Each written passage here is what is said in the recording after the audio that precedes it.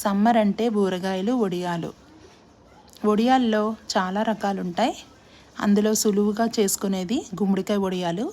గుమ్మడికాయ ముక్కలు సన్నంగా తరుక్కొని పక్కన పెట్టుకోవాలి. అందులో వాటర్ అంతా తీసేయాలి. అందులో కారానికి పచ్చిమిర్చి, ఉప్పు, జీలకర్ర మిక్సీలో వేసి పేస్ట్ చేసుకొని ముక్కలకి పట్టించి, మినప్పప్పు రుబ్బు ముక్కలకంతా కూడా పట్టించాలి బాగా.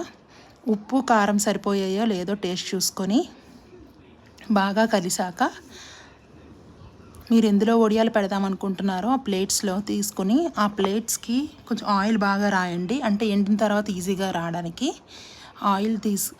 ఆయిల్ రాసిన ప్లేట్స్లో వడియాలు పెట్టండి.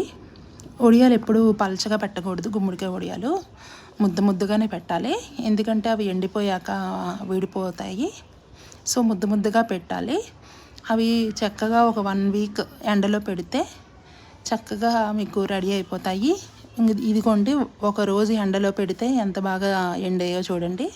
మీకు 1 వీక్లో చాలా ఈజీగా అయిపోతాయి.